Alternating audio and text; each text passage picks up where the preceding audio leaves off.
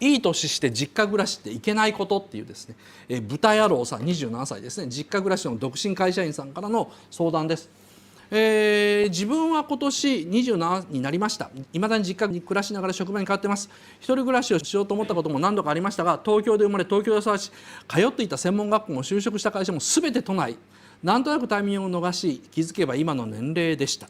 付け加えるなら夜勤のある仕事で生活も不規則になりがちなので、身の回りのことは母親にやってもらえる環境は非常に助かってます。親に一言でも家を出てほしいと言われれば、もしくは遠方への転勤と何か一つでもきっかけがあればいつでも一人暮らしを始める覚悟はありますが、今のところそういったことはありません。ですが最近テレビの特集でいい年して実家暮らしなんてみっともない、一人前の大人とは言えないといった声を聞くたびに胸がチクチク痛む自分もいます。実家暮らしってそんなに悪いことでしょうか。岡田さんの考えをぜひお聞かせくださいと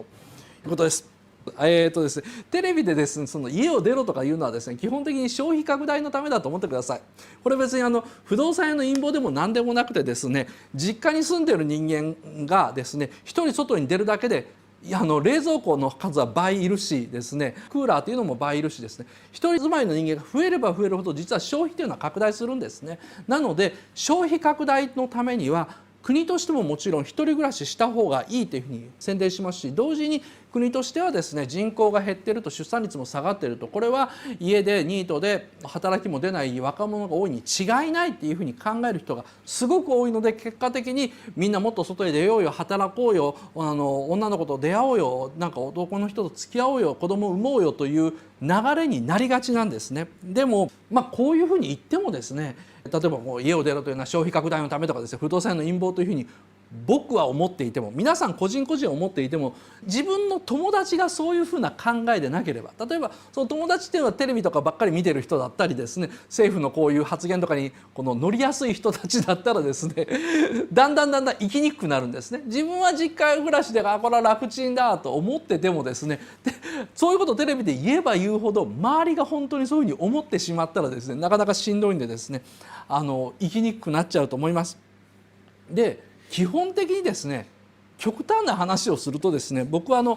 東京に生まれて東京で実家で住んでるのにですね、一人前になるためにあえて一人暮らしをする人は頭がおかしいと思います。正直な話、そのようなですねラッキーな状況にありながら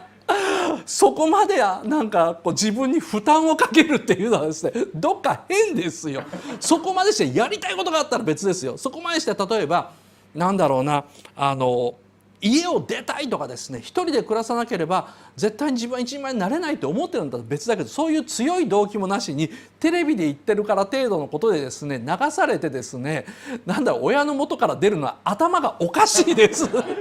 そうじゃなくて、彼女できた、彼女が一人暮らしじゃないと嫌だと言ってるというですね、男としての正当な理由って言ってもいいし、いや家だったら女連れ込めないなっていうですね、男としてのやましい理由、どっちでもいいです。なんかそういう理由ができてから考えるんでいいですよ。今のうちからですね、なんか準備のためにですね一人暮らしをするとかあんまり考えなくていいです。